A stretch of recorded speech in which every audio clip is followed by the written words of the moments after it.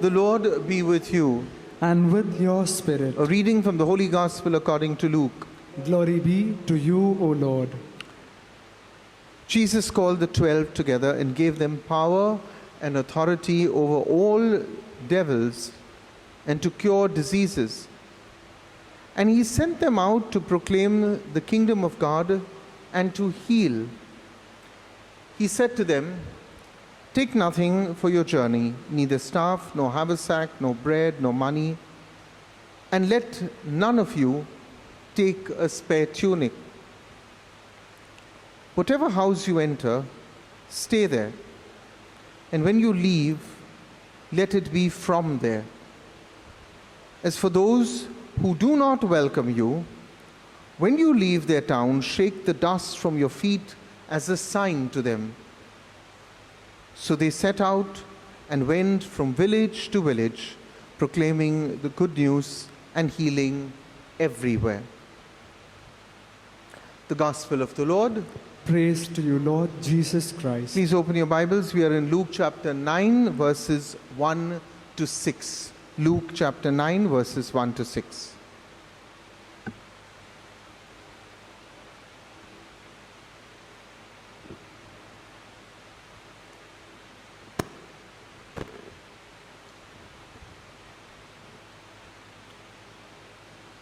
So, my dear brothers and sisters, as I've told you before, that the Gospel of Luke is also based on the Gospel of Mark.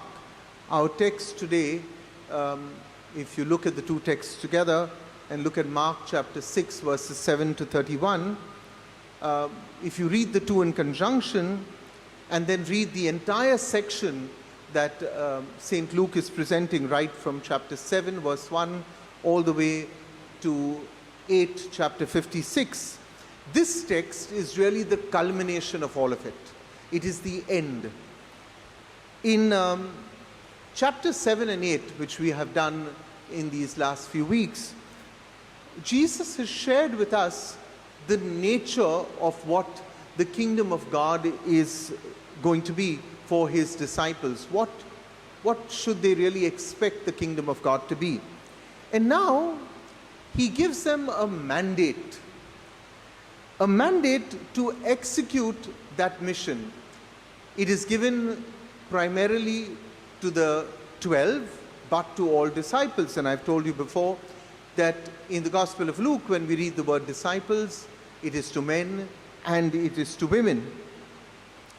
Very interestingly, if you see what Jesus is doing today, he is handing over great power and authority to the 12 and to the disciples. But it's not only power and authority that he's handing over, there's also compassionate love and service. Power and authority to cast out demons, but healing and teaching is compassion, love and service, which is therefore a reminder to all of us, especially myself, to whom power and authority has been handed, that power and authority must go hand in hand with compassion. I know I often admit that one of my biggest failings is I can fly off the handle and go from 0 to 30 in under a second. But to be able to constantly realize that because I occupy a particular chair, I also have to have compassion and love, which is really what Jesus wants us to primarily promote. So today what we really see is like an unwritten or an unofficial promotion that has been given to these 12 in the 6 verses. Why do I say that? You see, up to this point, the disciples have been faithful followers of Jesus. But now, in one shot, Jesus makes them his personal collaborators. They've been given a promotion in ministry. They are now called to do what he did, to cast out demons, to preach, to heal. They are now collaborators. They have received a promotion. Remember the ascension, Jesus reminds them once again when he said, "All authority in heaven and earth has been given to me." Therefore he said, "As the Father has sent me, I am sending you." go make disciples of all the nations. He reminds them at his ascension of what he already has given his disciples. So Jesus has entrusted his disciples to carry out the very same task that he did in his ministry. He shares. This is the beauty of Jesus. You see, Jesus doesn't really need our help. Let this never go to our head and we tell the Lord, Lord, today I helped you. Yeah, Lord, I served you. Jesus doesn't need our help. Remember, he walked on the water. He multiplied fish and loaves. He can do much more. But Jesus is not a solo artist. He believes in collaborative ministry. And it is this collaborative ministry that should not be lost on us when Jesus entrusts, and the word is entrust. Remember, within the word entrust is the word trust. Jesus is now trusting us with his kingdom, trusting us with ministry. He places his trust in us to do what he began. Go, make disciples. Go, heal. Go, preach to the whole world. And therefore, for all of us who serve the church, clergy, religious, and you, my dear laity, in whatever capacity that you serve the church, remember that ministry is really a privilege, because we are privileged. I mean, just think for a second, if, I don't know, I can't think of some great world leader except the Prime Minister of New Zealand, who I'm always in awe of, but I can't think of many world leaders who did. But assume that a world leader who's a good world leader asks you, would you be my collaborator? Will you work with me? I'm sure you'd jump up. I'm sure you'd be happy. You'd say, I'm honored. And think about it. Jesus is asking all of us, you and me, would you please work with me? Would you go out and preach the good news? Would you go out and heal? Would you care for the sick? He's asking us to be collaborators. We should be honored. We should be privileged, not feel it's a drudgery and a duty. Yeah? It's not a drudgery and a duty. We are collaborators. We are all getting a promotion today in today's gospel. So, this mandate also comes with certain riders. The disciples were told that they had to travel light. They had to travel fast. As verse 6 told us today. Why? Because Jesus wanted them to go everywhere. How interesting. Jesus, should I only serve my parish? No. Jesus, should I serve my archdiocese? No. Jesus, should I serve my country? You see, every time we limit and put boundaries, Jesus is saying, no, that's not what I want. I want you to go everywhere, but I want you to go quickly. And therefore, Jesus says, can you please travel light? Travel light. You see, ministry can't be shackled by what I call niggling concerns and material attachments. Yeah? Think about this. This was one journey that gave you 0 baggage allowance. I think you wouldn't fly with any airline if they said, we are giving you 0 baggage allowance. Yeah? You're welcome to travel, no baggage allowance. Jesus, his airline, the Messiah airline, if you like to call it, says, you're welcome. You can't bring anything. No baggage allowance. Because very often baggage, whether physical, even worse, emotional baggage, that's why we say, don't bring your baggage, emotional baggage of your past into a marriage. Any baggage can slow you down. It complicates life. Within this understanding, and I'm not going to get into the sociological understanding of celibacy, but think about it. I think if tomorrow I was married, I had a wife and children, and the bishop said, get transferred, I think I would be worried in my head. Say, okay, now I have to take my children to the next parish, and will I get admission, and then what about this, and what about... in a way, celibacy is also no baggage, no baggage. Just pack up and move. So, perhaps the words, therefore, of Jesus, when he says, I don't want you to have any baggage, no possessions, not even a tunic, not even a spare tunic. It was literally what he was saying is, can you take the shirt off your back, wash it and wear it back again? I must say I'm embarrassed because I have several, but really the words of Jesus can therefore leave all of us, rather red-faced. Why?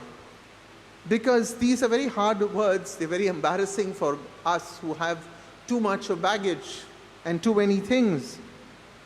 You see, the fact remains that over the centuries, we have become a church with much wealth.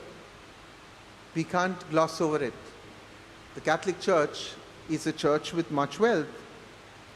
And living in total providence seems very easy to preach when you have a nice big fat bank balance. Then you can tell everybody, well, live in God's providence. I'm very grateful to Brother Paolo, who always taught me this: let's live in God's providence. I've learned to say, enough, let's stop. I want to share with you something we just discussed before Mass. Of late, we've had so many of you sending us meals for our ashram, and we're very grateful. We thank you. And this week we realized we practically had somebody giving us lunch practically every day. So I had a little meeting with Brother Paolo and Juban, and we said, okay, if somebody is sending us lunch, can we send lunch out? Let's cook a meal for 3 or 4 families and tell them tomorrow, you don't cook, we are sending you a meal. Or, as I told Brother Paolo, we will accept a meal from one of you and then give it to somebody else who's in need. And on that day, just for that day, if we have too much coming in, just for that day, we will eat a simpler meal. But we will offer what is good given to us. We will offer it to somebody else in need. And that leaves us as a beautiful church. That doesn't leave us embarrassed to say, oh, we're getting so much and we keep hoarding. That is not the way Christ wants us to live. He wants us to live constantly in dependence to Him. Think about this also. You see, when we have too much, then creativity ends. You know, when you don't have resources, when resources are scarce, creativity abounds. You get creative with what you really have. Spontaneity abounds. Today, spontaneity and creativity is not seen in the church because we have such large resources. We have institutions. Think, if you didn't have a church, where would you say Mass? You'd say, let's go into the hills. That's creativity. Let's have it in someone's house. That's spontaneity. But today we have so much. We've become such a massive institutional church, and we need to take a very hard look at how much do we have and why is it that we are not giving as much. Pope Francis very often has pleaded for a poor church for the poor. A poor church for the poor. So Jesus, my dear brothers and sisters, in addressing our need to go out and minister, also asks us to travel light. But He brings in another reality. Because He said, go out, preach the good news. It is true that they were armed with great power. And I'm sure that people looking at their great power were dazzled, but not everybody. Sometimes you get believers, no matter what you do, or rather non-believers, no matter what you do, they're not impressed. They always have doubts. There are those who will loathe the message of faith. They will scoff at it in your face. What does Jesus say? Does He say, when you go and take my message, shove it down their throats? No, He doesn't say it. The disciples are taught also to move on. Jesus says, if your word is not accepted, move on. Move on, because God's love cannot be forced on people. You see, my dear brothers and sisters, as formators, as educators, as teachers, as parents, as priests, what is our job? Our job is to sow seeds. You know, very often I get frustrated because I sow a seed, and you know that I love gardening, but I'm not only talking about gardening. I'm talking about literally in a parish. You sow seeds, and then within a month you expect the change to happen in a person. It doesn't. I think our biggest problem is that we want to see results. We've become a very result-oriented congregation, faith-based group, whatever we may be, but we're very result-oriented. If you don't see results, I mean, people hardly get a new job and you want them to take your business from 0 to 1 billion. This is the kind of mad thinking we have from everybody. But we're not always going to see results. We are called to sow seeds, that's it. And your job and my job is to sow seeds in our children with the hope that one day when they are in trouble, they will remember what we taught them and find consolation and find peace. Don't be discouraged because you don't see the results. However, I also want to use a word of caution and warning, because the gospel today also comes with a word of warning for those who we preach the good news and simply want to be left alone. Yes, there are some people who say, leave me alone, Father. I don't believe in God. I don't have any faith. They reject the message of faith. And I want to say to them that your choices also have consequences. Yes, you cannot be a raging teenager who rejects God and then when your life comes crashing down says, why has God done all of this to me? Well, if you didn't accept him in the first place, you can't question him in the second place. Our choices of rejecting God also have consequences. And today, in a very dramatic and symbolic gesture, what does Jesus say?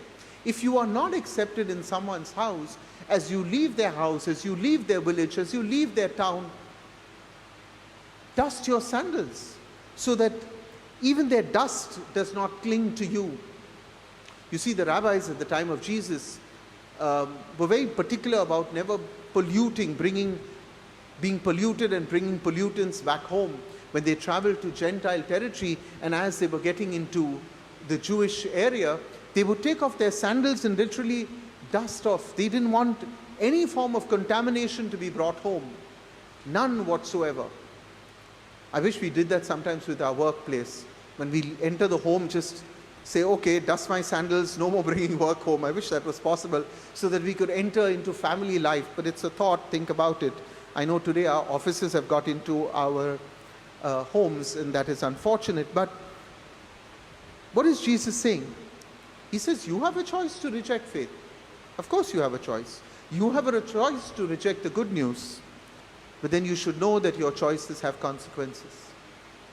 And as symbolically Jesus says, well, if somebody does not accept your message, don't shove it down their throats, say goodbye, tata, but hey, I want to tell you, what you're going to decide from now on, you're responsible.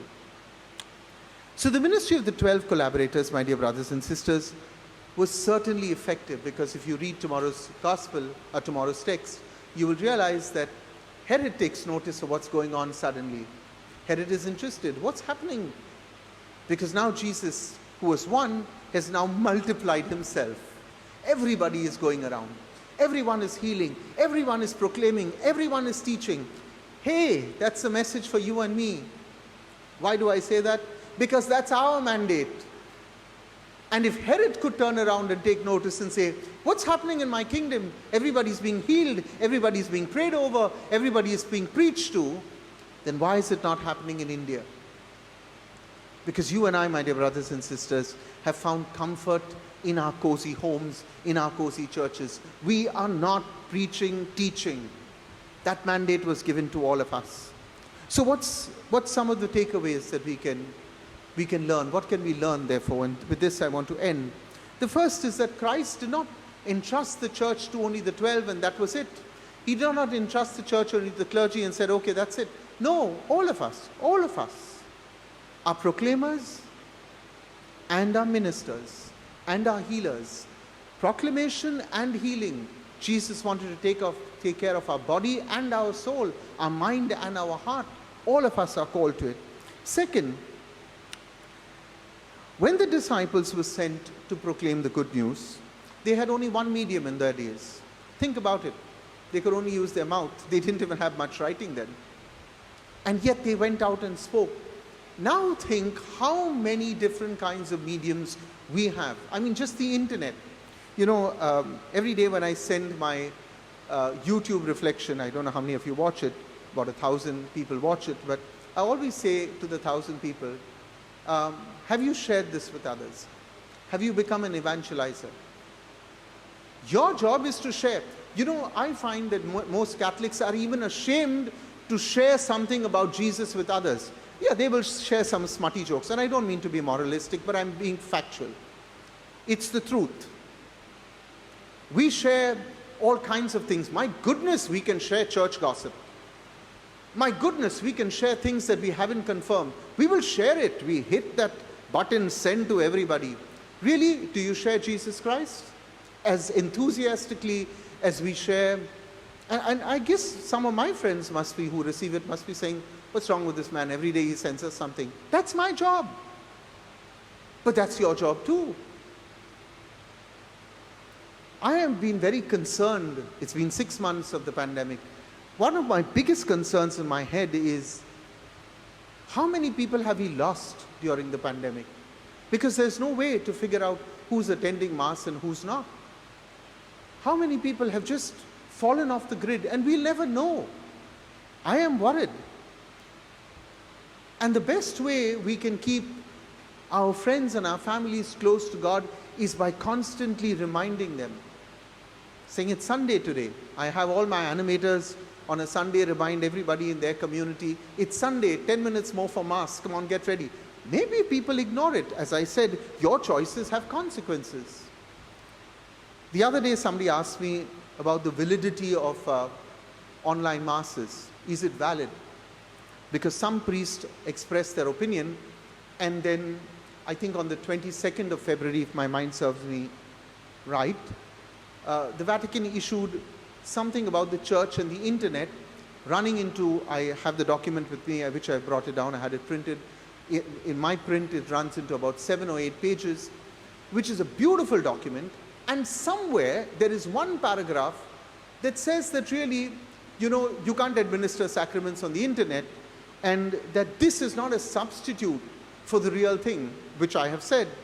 But some clever person has attached the document and then only attached this line, which misleads people to think that online Masses have no validity. Really? And what is our Holy Father doing every day celebrating Mass online, if it had no validity? You see, this kind of deviousness on the part of some Christians to play mischief, and this we share. Oh, we love to share it. To the person who wrote to me and said, Father, what is the validity then? What is the point of? I said only one thing, and she accepted it. I said, do these Masses online bring you comfort? And she said, yes. I said, then that's good for you. That's good for you. But you see, when we are not evangelizers, when we are passing on rubbish and not passing on the good news and encouraging people to pray and be close to God and attend Sunday Mass, how do we become evangelizers? In fact, we become destroyers of the good news. Don't share gossip, my dear brothers and sisters. I beg you. You are destroying lives. I preached many homilies on this. I can still see people sending me rubbish. Don't. Think 20 times before you say so-and-so father has COVID or so-and-so person has COVID. I mean, it's none of your business that they have it. And even if they do, can you pray for them silently rather than broadcast it to the whole world? What did you get by broadcasting it? What did you get? Sensational? Did you become one of our cheap media channels in this country? Cheap, because that's what they are, being sensational. I'm sorry I'm being strong, but you have no right destroying people's lives. Preach the good news. It's good. It brings joy. It brings happiness, not rubbish. And finally, the last reflection for today. We could well ask ourselves, what is the dust that clings to our own sandals that I need to shake off? What is the dust? What sticks to me? What tarnishes my reputation? Because in case I need to move out to be an evangelizer, then Jesus wants us to be free of that dust. Today, my dear brothers and sisters, the Lord invites us to be His collaborators. It's a privilege. It's a great privilege. At the end of this Mass, remember, you are dismissed to do what? To take what you have learned and execute it. Share the good news.